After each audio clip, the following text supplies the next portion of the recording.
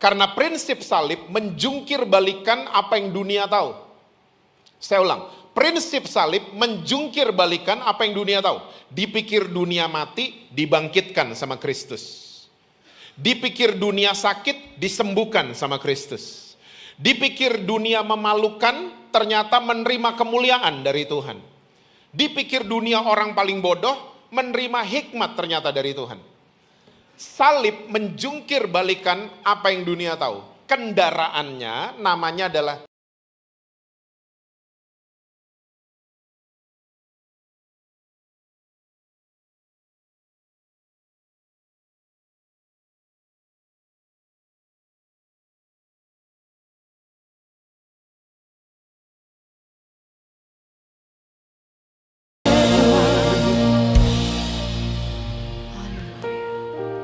kami sangat mengucap syukur kami punya Tuhan Yesus yang luar biasa. Punya Tuhan Yesus yang sayang sama kami. Menerima kami apa adanya, bahkan Kau mau mati buat setiap kami. Mari Tuhan di waktu yang singkat ini bicara buat kami. Terobosi setiap kami, tegur kami, koreksi kami. Kami mau Tuhan mulai dari ruangan ini sampai kami meninggalkan ruangan ini, kami mengalami perjumpaan pribadi dengan Tuhan Yesus. Dan kami harus mengakui ini bersama bahwa tanpa Tuhan kami gak bisa apa-apa.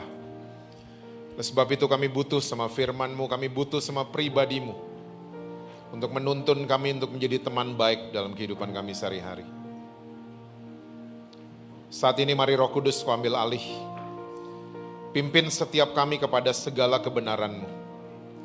Kami siap mendengar saat ini hanya di dalam satu nama yang berkuasa, yaitu nama Tuhan Yesus Kristus. Amin. Amin. Silakan duduk saudara. Saudara mau berdiri juga boleh. Boleh kasih tepuk tangan buat tim praise and worship kita. Shalom saudara-saudara. Apa kabar semuanya? Semua masih percaya Yesus? Masih baca Alkitab? Jangan sampai enggak itu ya. Oke, sebelum saya mulai sharing saya ingin mengutip sedikit saja tulisannya Salomo. Dan ternyata tulisannya Salomo ini masih up to date sampai hari ini.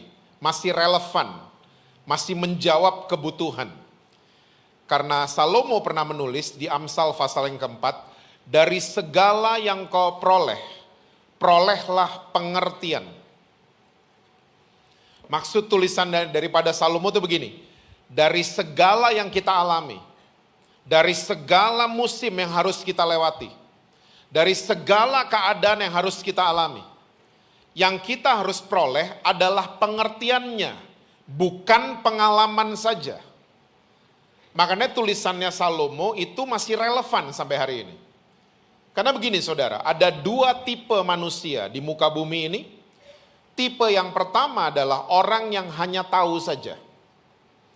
Lalu tipe yang kedua adalah orang yang mengerti. Beda daripada kedua tipe ini adalah orang yang tahu saja belum tentu ngerti. Tapi orang yang mengerti sudah pasti dia tahu. Banyak suami cuman tahu punya istri. Tapi mereka nggak pernah mengerti istri mereka. Di GSJS nggak ada. Adanya di gereja 4 jam. Banyak istri cuman tahu punya suami. Tapi mereka nggak pernah dapetin pengertian tentang suami mereka. Banyak orang tua cuman tahu punya anak. Tapi kita nggak dapetin pengertian. Gen Z itu apa? Gen Alpha itu apa? Kita nggak mau ngerti gitu-gituan. Banyak orang cuma tahu dia sedang ada masalah. Tapi dia nggak pernah cari pengertian kenapa Tuhan izinkan saya ada di masalah tersebut. Yang paling menyedihkan adalah ada orang Kristen cuma tahu Tuhan Yesus. Tapi kita nggak pernah dapetin pengertian tentang pribadi yang namanya Tuhan Yesus. Nah oleh sebab itu kalau saudara senang judul khotbah, judul khotbah saya sore hari ini adalah The Cross Principle. Pengertian atau prinsip daripada salib Kristus. Karena salib Kristus hari-hari ini seringkali cuma jadi fashion saja. Cuma jadi kalung, saudara mau pakai kalung salib nggak apa-apa loh ya. Ya, tapi make sure pastikan apa yang kita pakai kita mengerti. Oke? Karena salib itu cuma jadi kalung, cuma jadi anting, cuma jadi desain di sebuah t-shirt, cuma jadi pajangan di tembok rumah, cuma jadi pajangan di meja tulis.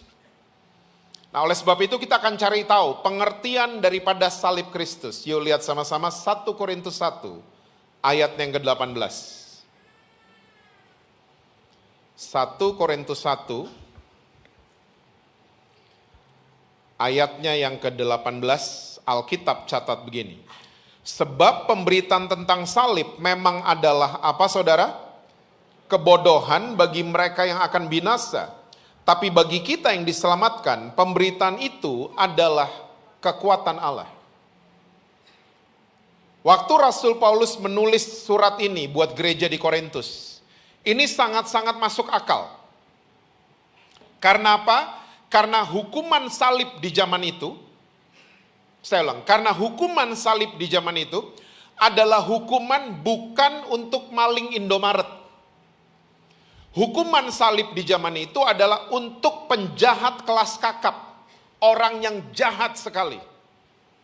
Dan sampai ada anggota keluarga yang dihukum mati di salib, itu anggota keluarga yang lain nanggung malunya setengah mati. Makanya orang-orang Yahudi yang masih ekstrim sampai hari ini tuh nggak percaya. Kalau yang di Bukit Golgota, yang di tengah, siapa kamu bilang? Dia juru selamat, gak mungkin. Itu penjahat yang di tengah. Kamu bilang dia juru selamat. Kamu bilang dia apa lagi? Raja, gak mungkin. Kamu bilang dia Mesias, gak mungkin. Itu purely criminal. Makanya orang Yahudi yang masih ekstrim sampai hari ini masih nungguin Mesias datang. Mereka gak percaya yang di tengah di Bukit Golgota itu juru selamat. Mereka gak percaya. Makanya Rasul Paulus tulis seperti ini. Pemberitaan tentang salib bodoh banget. Foolishness. Tahun 1984 ada sebuah grup band namanya Metallica. Saya nggak tahu saudara tahu apa enggak. Kayaknya nggak ada yang tahu ya, saudara mukanya Hillsong semua. Jadi Metallica tahun 84 mereka mengeluarkan album mereka yang kedua. Judulnya adalah Ride the Lightning. Boleh ditayangin, cover album mereka adalah kursi listrik. Kalau saudara bisa lihat. Cover albumnya mereka. Dan abis mereka merilis album kedua ini, Metallica menuai badai kritikan. Mereka dikritik banyak orang, dicap sebagai band yang sadistik. Alasan para kritikus adalah kok bisa-bisanya alat yang dipakai untuk hukum mati manusia, bukan hukum mati binatang ya. Alat yang dipakai untuk hukum mati manusia, kok kamu pajang-pajang? Kok kamu jadiin cover album? Masuk akal sih alasannya para kritikus. Karena hari ini kalau saudara misalnya pakai kalung kursi listrik, saudara ketemu psikolog, saudara akan ditanya, are you okay? Kamu gila, are you okay? Kamu there is something wrong with you atau gimana nih? Kita pajang-pajang kursi listrik di rumah, ya. Nah, hukuman salib karena udah nggak ada lagi, jadi kita agak-agak miss nih. Makanya Rasul Paulus zaman itu menulis seperti ini. Pemberitaan tentang salib bodoh banget. Bagi orang-orang yang akan binasa, ini maksudnya bagi orang-orang yang nggak dapetin pengertiannya. Tapi Rasul Paulus menambahkan, tapi untuk orang-orang yang diselamatkan, pemberitaan ini adalah kekuatan Allah. Lumayan yang amin 2 orang. Saya mau ajak saudara, kita akan deep masuk lebih dalam tentang pengertian dari salib Kristus itu sendiri. Yuk lompat ke ayat 23 dan ayat yang ke-24. Masih 1 Korintus 1. Ayat 23 dan ayat 24. Tetapi kami memberitakan Kristus yang disalibkan untuk orang-orang Yahudi suatu batu sandungan. Kita udah bahas barusan ya. Dan untuk orang-orang bukan Yahudi, ini maksudnya orang Yunani, suatu kebodohan. Ayat 24 ini untuk saudara dan saya. Tetapi untuk mereka yang dipanggil, salah satunya GSJS Tunjungan Plaza. Saudara masih percaya kalau saudara dan saya adalah orang-orang yang dipanggil? Percaya ya? Tapi untuk mereka yang dipanggil, baik orang Yahudi maupun orang bukan Yahudi, Kristus, ini Rasul Paulus lagi membahas tentang salib Kristus. Salib Kristus adalah kekuatan Allah dan hikmat Allah. Ternyata pengertian atau prinsip daripada salib Kristus, dia memberikan hikmat dan kekuatan Allah untuk saudara dan saya, orang-orang yang dipanggil. PR buat GSJSTP, baca nanti semuanya 1 Korintus 1, baca di rumah. Ya, adain waktu. Karena prinsip salib menjungkir balikan apa yang dunia tahu. Saya ulang, prinsip salib menjungkir balikan apa yang dunia tahu. Dipikir dunia mati, dibangkitkan sama Kristus. Dipikir dunia sakit, disembuhkan sama Kristus. Dipikir dunia memalukan, ternyata menerima kemuliaan dari Tuhan.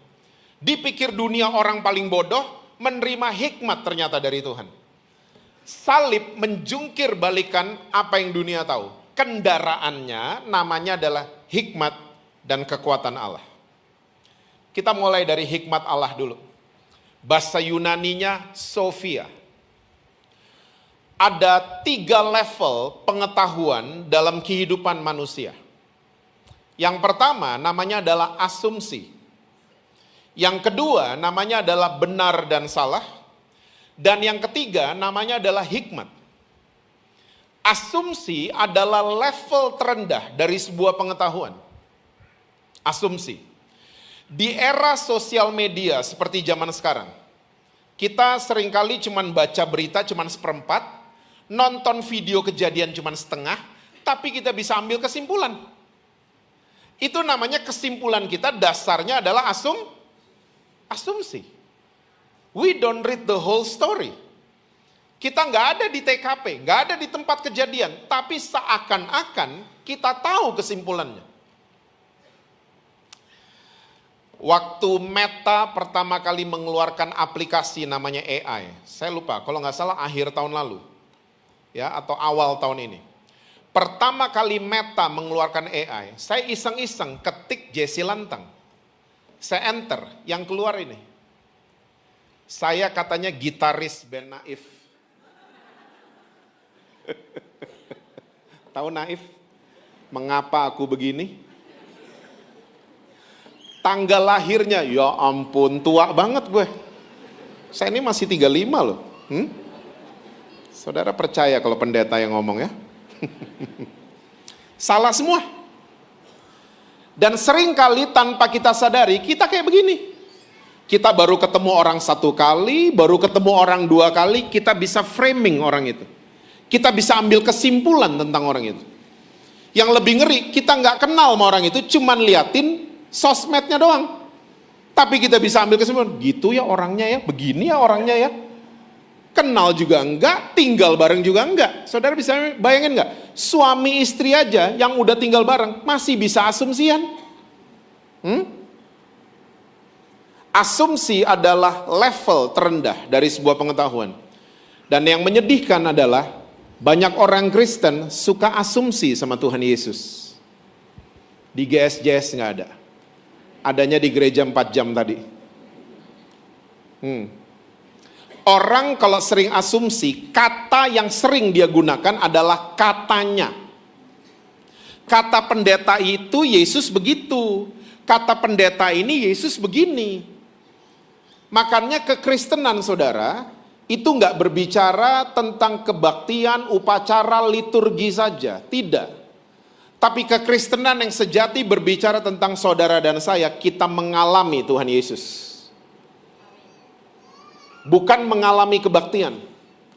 Mengalami. Waktu kita mengalami Tuhan Yesus, kita bisa cerita.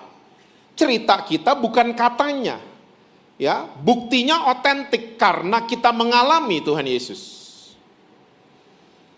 So, kalau nggak mau asumsi, naik ke level berikutnya. Cari tahu yang benar, cari tahu yang salah. Kumpulin semua bukti yang ada. Kumpulin semua evidence yang ada. Benar dan salah. Tapi masalahnya begini sekarang. Kekristenan di era perjanjian baru. itu tidak berbicara tentang boleh dan gak boleh, atau benar dan salah. Saya masih di DM sama banyak orang Kristen. Pertanyaannya seputar boleh dan gak boleh selalu. Pak, saya minum wine boleh gak? Pak, ada teman saya ulang tahun, dibikinnya di diskotik, saya boleh datang gak? Pertanyaan orang Kristen seputar boleh dan gak boleh. Saudara, saya mesti kasih tahu saudara, kenapa saya memilih percaya dan mau ikut Tuhan Yesus. Karena semua agama sampai di hukum Taurat mengajarkan prinsip yang sama. Semua agama sampai di hukum Taurat. Kamu bikin yang baik, kamu menerima kebaikan. Kamu bikin yang jahat, kamu akan menerima yang jahat. Semua ngajarin yang sama. Yesus ngajarinnya berbeda.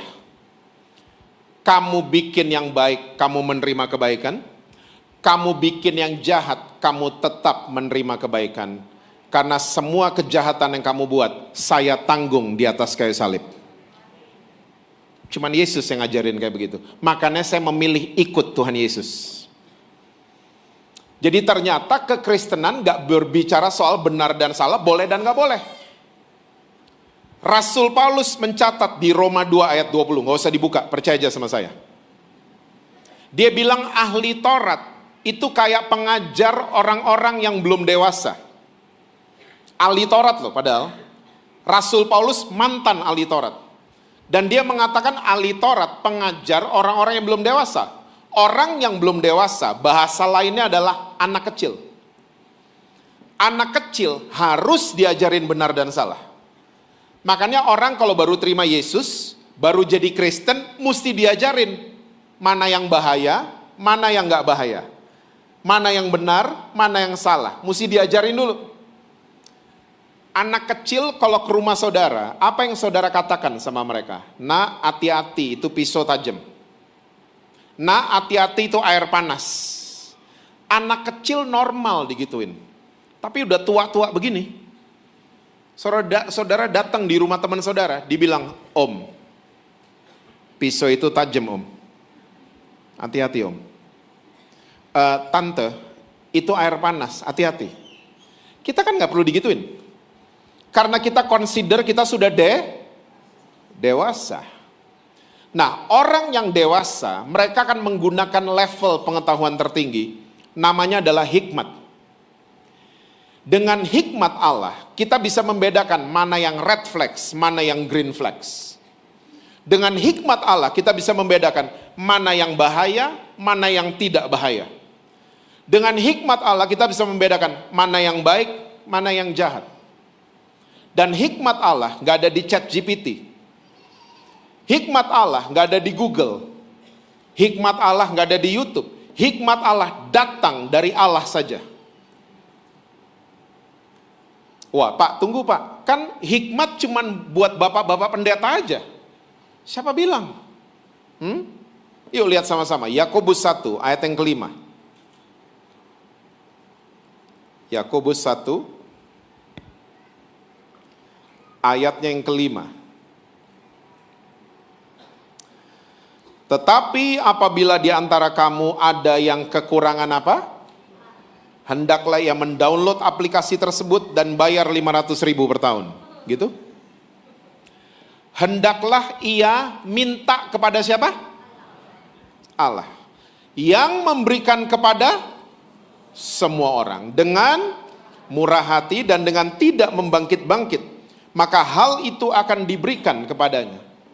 Ini masalah kita. Kita nggak minta.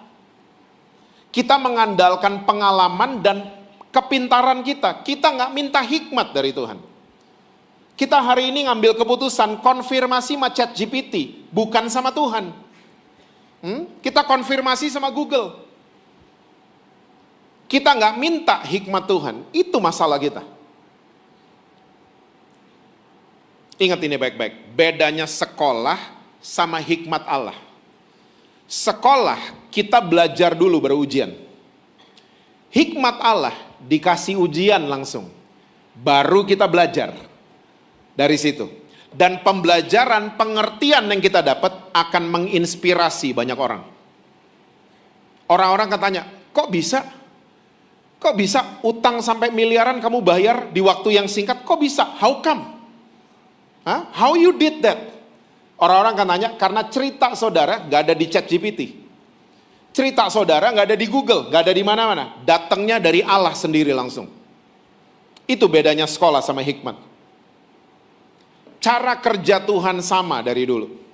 Tuhan tuh gak kelihatan di Surabaya, di toko saudara, di kantor saudara, di restoran saudara. Dia gak kelihatan di Surabaya. Tapi dia pengen sekali dirinya kelihatan lewat saudara-saudara. Makanya tujuan orang Kristen membaca Alkitab bukan untuk kita merasa lebih rohani dari yang lain, bukan. Bukan itu tujuan orang Kristen tahu banyak ayat, bukan itu. Pakai ayat untuk hakimin orang, bukan itu. Tapi tujuan orang Kristen membaca Alkitab, kita baca Alkitab.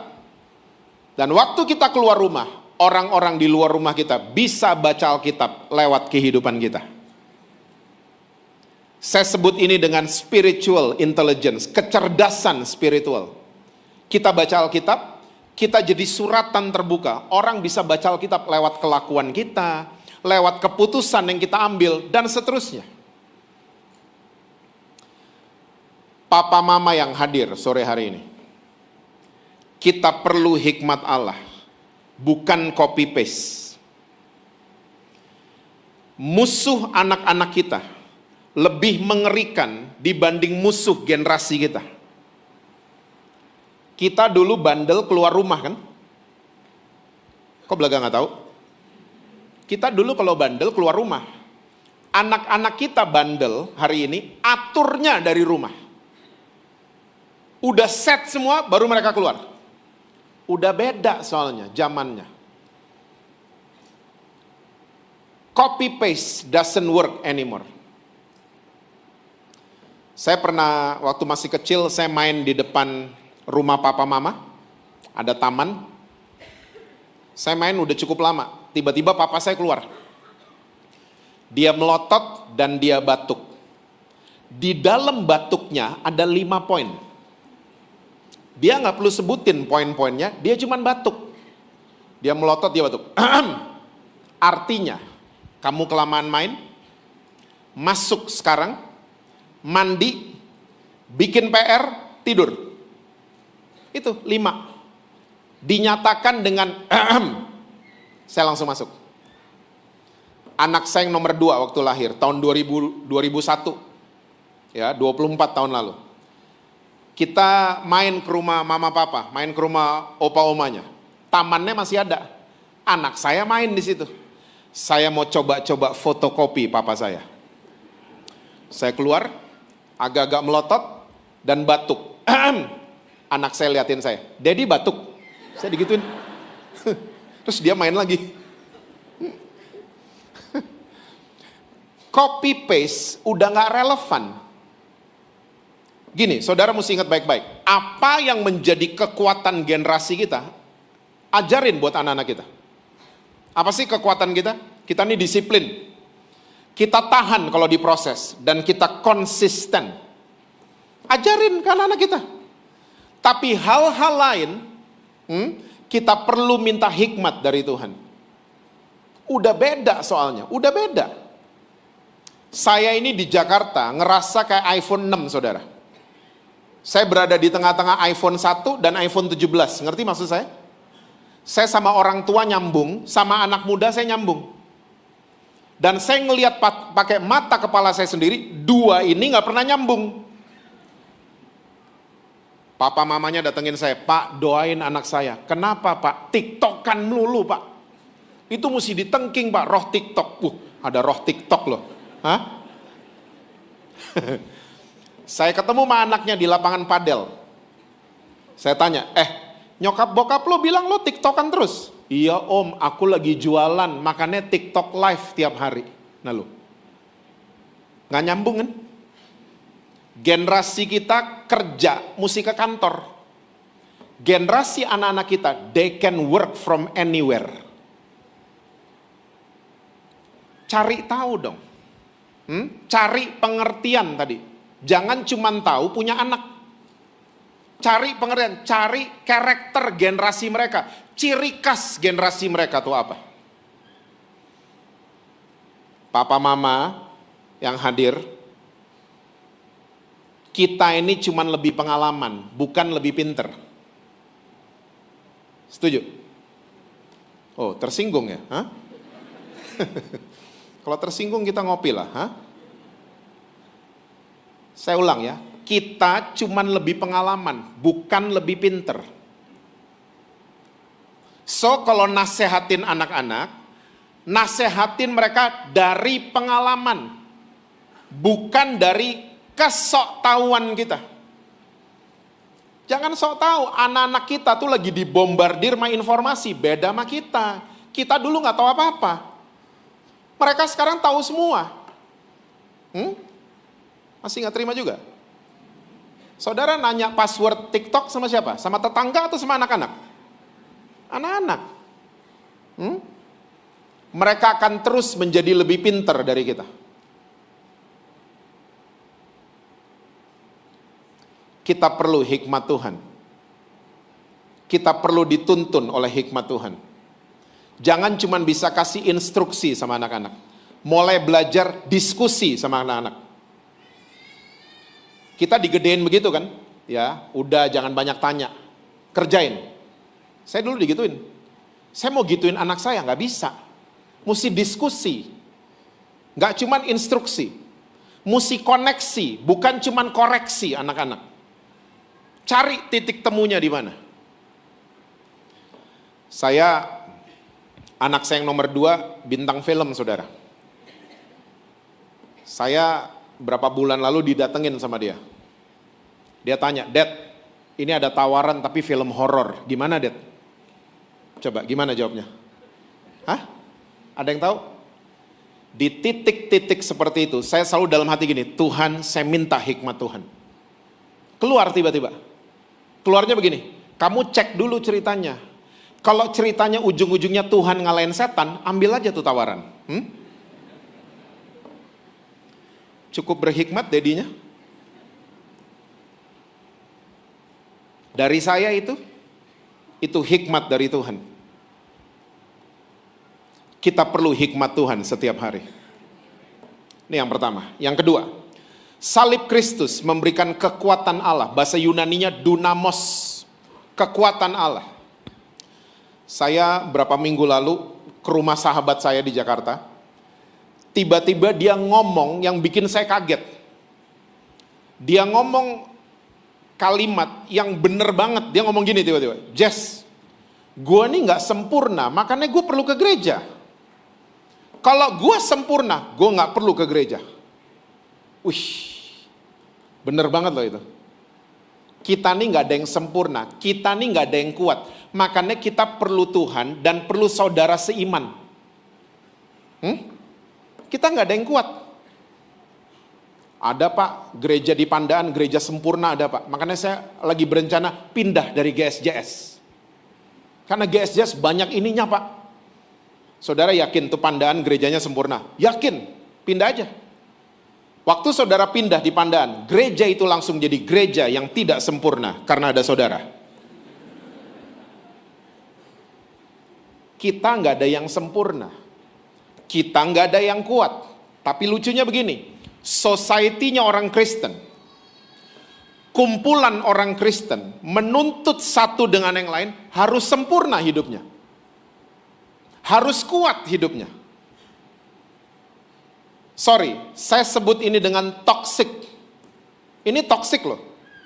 Kita main nuntut orang lain untuk sempurna hidupnya. Padahal yang nuntut nggak sempurna hidupnya. Makanya orang Kristen, ya kalau ngumpul di mana-mana, yang jujur dan apa adanya didepak keluar, yang pinter main sandiwara dirangkul. GSJS nggak ada.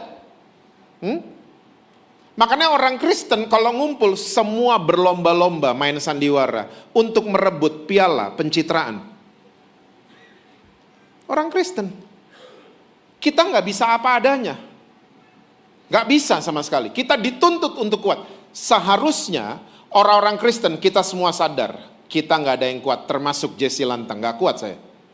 tapi kita punya sumber kekuatan, namanya Tuhan Yesus. Seharusnya gitu orang Kristen. Bukan sok kuat semuanya, bukan.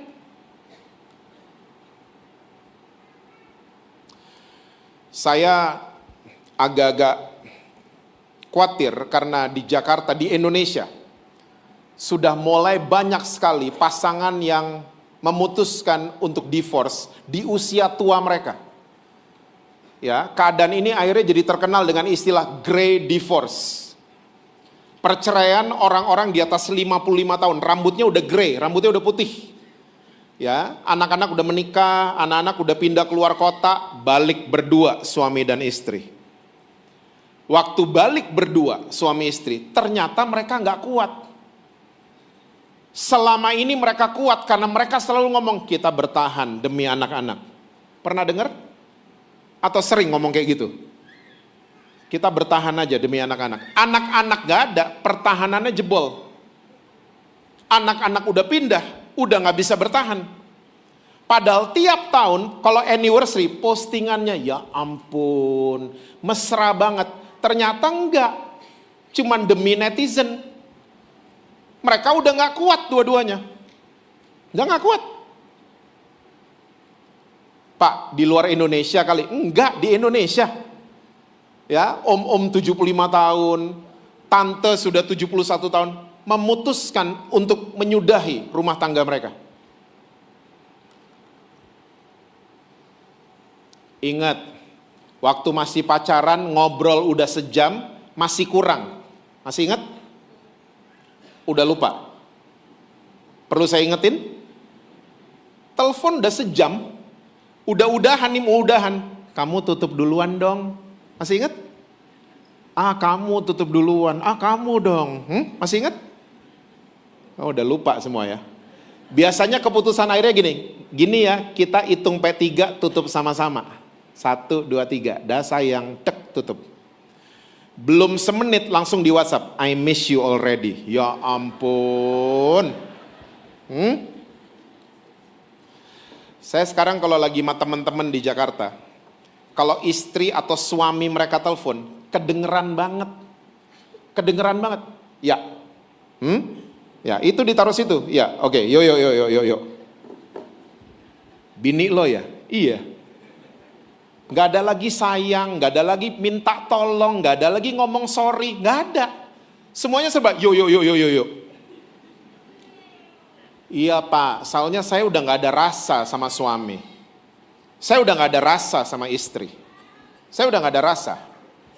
Saudara mesti tahu, rasa itu datangnya dari Tuhan.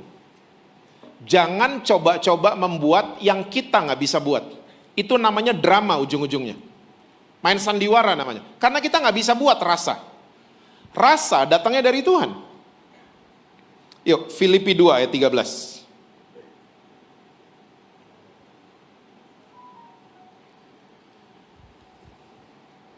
Filipi 2 ayat 13. Karena siapa saudara? Allah lah yang ngapain saudara? Mengerjakan di dalam siapa? Di dalam kamu, baik kemauan, ini dia. Kemauan ini bahasa Inggrisnya willingness. Ya, the willingness comes from the Lord. Tuhan yang mengerjakan di dalam saudara dan saya. Kemauan itu sama dengan rasa, bahasa lainnya sama, willingness. Kemauan maupun pekerjaan menurut kerelaannya. Ini buktinya. The willingness comes from the Lord. Kalau udah gak punya rasa, minta sama yang bisa buat. Minta sama Tuhan yang mengerjakan di dalam saudara dan saya. That willingness. Tuhan, saya udah gak ada rasa, tapi saya minta rasa itu ada di saya. Amin ibu-ibu. Aminnya horor, amin. Amin suami-suami. Kok ada suara perempuan ya? Saya beberapa minggu ini lagi dibuat nangis terus sama Lukas 10. Nggak usah dibuka. Lukas 10 itu ada perumpamaan orang Samaria yang murah hati. Nanti baca saudara.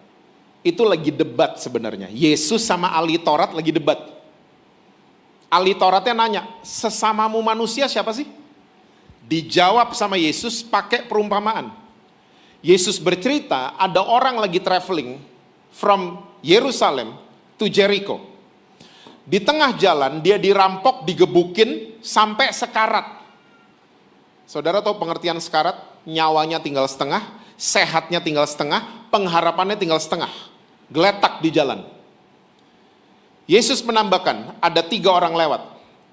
Yang pertama seorang imam. Ya, imam kalau zaman sekarang setara dengan anggota DPR. Imam di zaman itu pembuat regulasi, pembuat aturan, pembuat hukum, sama dengan legislatif zaman sekarang. Tapi waktu imam ini melihat ada orang menderita, dia lewat gitu aja. Dia nggak mau tolong. Seringkali hukum cuman mengenali luka, tapi tidak bisa menyembuhkan. Seringkali para pembuat regulasi cuman tahu ada pelanggaran, tapi tidak bisa mencegah. Dokter kebanyakan cuman bisa identifikasi penyakit, tapi nggak bisa menyembuhkan. Imam ini lewat gitu aja. Siapa yang kedua lewat? Orang Lewi. Orang Lewi kalau zaman sekarang itu pelayan-pelayan Tuhan. Orang Lewi di zaman itu nggak main-main. Kaki, tangan mesti dibasuh. Nggak boleh sentuh yang najis, nggak boleh.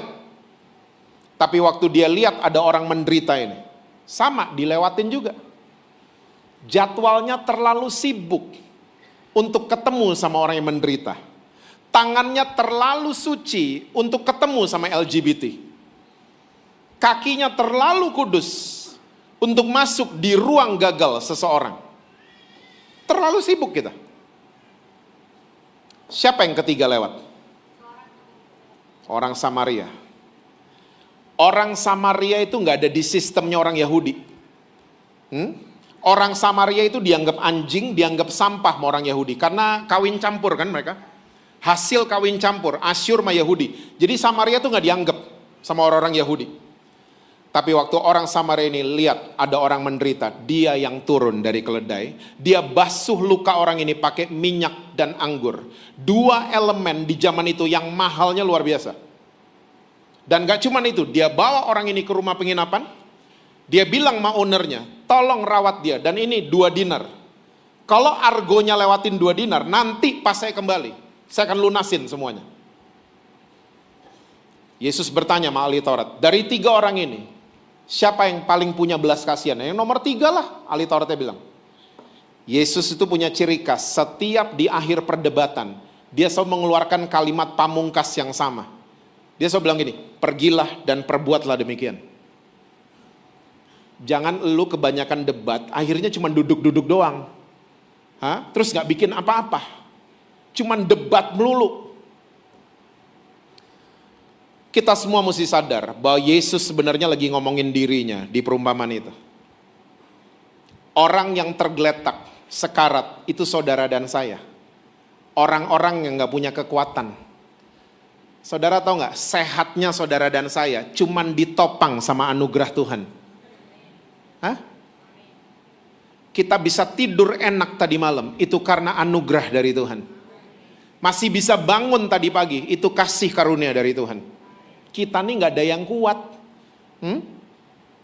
Dan orang Samaria yang murah hati, itu menggambarkan Yesus sendiri. Seringkali waktu kita menderita, para regulator, pembuat aturan, gak peduli sama kita. Pelayan gereja gak peduli sama kita. Tapi saudara mesti tahu, Yesus selalu peduli sama saudara dan saya. Seperti orang Samaria turun dari keledai, Yesus turun dari surga. Ketemu saudara dan saya, orang-orang yang gak punya kekuatan, orang-orang yang menderita. Dan dia cuma bilang, I feel your pain. Reach my hand. Cuman Yesus. Tolong ingat baik-baik. I'm okay and I'm not okay adalah 2 keadaan kita perlu kekuatan Allah. Saya ketemu banyak orang Kristen, termasuk saya dulu. Waktu lagi not okay. Waktu lagi nggak baik-baik, kita justru mengalami perjumpaan pribadi sama Tuhan Yesus. Tapi waktu kita udah oke-oke saja, seringkali yang saya jumpai adalah kita kehilangan perjumpaan pribadi sama Tuhan Yesus. I'm okay and I'm not okay adalah dua keadaan. Kita perlu kekuatan Allah karena kita nggak ada yang kuat. Orang yang terluka hatinya perlu kekuatan dari Allah. Orang yang tersakiti perlu kekuatan dari Allah. Hari ini kita kalau terluka, kalau disakiti, kita punya cara, punya kecenderungan untuk pembiaran. Bukan pengampunan yang kita lakukan. Ya, pembiaran tuh gini, waktu kita dilukai, kita punya kecenderungan delete kontak, unfollow, unfriend. Pernah dengar? Atau sering buat? Block. Teman kita bilang, kamu unfollow dia nanti dia tahu. Oke, mute. Kita banyak fitur untuk melakukan pembiaran. Kita blok orang itu. Yes, kita nggak lihat lagi mukanya. Mungkin kita aman 3 bulan. Tiba-tiba di bulan keempat kita papasan sama nih orang. Di Tobis Estate. Saya mau tanya, kita udah beres atau belum beres? Ternyata nggak beres kita, masih betanduk lihat orang itu. Masih keluar taringnya kita. Masih terluka. Karena yang kita praktekkan pembiaran, bukan pengampunan. Orang yang terluka dan dia teringat peristiwa yang menyakitkan, seharusnya dia bilang ini, Tuhan, saya perlu kekuatan Allah untuk melepaskan pengampunan. 8 bulan kemudian teringat lagi dan masih terluka kayaknya. Bilang lagi sama Tuhan, Tuhan, saya perlu kekuatan Allah untuk melepaskan pengampunan. Tahun depan, papasan lagi mani orang, di Pakuwon, pindah tempat. Kita udah beres tiba-tiba. Itu namanya pemulihan dari Tuhan terjadi dalam kehidupan saudara. Makanya istilah forgive and forget mesti diedit. Karena kita nggak mungkin forget, kita bukan komputer. Komputer di-delete memorinya hilang semua.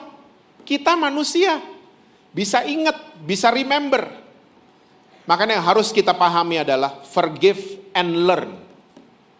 Bukan forget. Saya nggak tahu keadaan saudara, tapi sepanjang tahun ini, hampir habis tahun ini. Sepanjang tahun ini, saya sering mendengar orang Kristen mengeluarkan kata mati. Mati Pak usaha saya. Mati Pak bisnis saya, mati Pak karir saya. Kata mati sering banget saya dengar. Nah, kalau iblis udah mendengar gini-ginian, biasanya iblis akan tambahin bumbu-bumbu. Ya, yang membuat kita makin terpuruk. Ingat, waktu iblis lagi intimidasi saudara, mati usaha lo, mati bisnis lo, mati karir lo, mati network lo, mati udah. Coba kembali ke prinsip salib. Apa yang dianggap dunia mati dibangkitkan oleh surga. Apa yang dianggap sakit disembuhkan sama Tuhan. Apa yang dianggap bodoh dibuat berhikmat sama Allah. Apa yang dianggap memalukan justru menerima kemuliaan dari Tuhan. Itu prinsip salib. Dan ingat, dikubur sama ditanam. Dua posisi ini sama di bawah tanah. Tapi tujuannya beda. Dikubur itu akhir dari sebuah kehidupan. Ditanam awal kehidupan yang baru. Dan saudara mesti tahu, mati itu kedaulatannya Tuhan, bukan iblis. Mati yang berhak ngomong mati, selesai, dikubur, itu Tuhan. Mungkin bisnis saudara mesti tutup 1 gudang, mesti tutup 1 cabang. Tapi Tuhan gak bilang saudara mati. Tuhan cuma bilang gini, kamu gak dikubur, saya lagi tanam kamu. Dua-duanya gak kelihatan. Tapi dikubur itu selesai.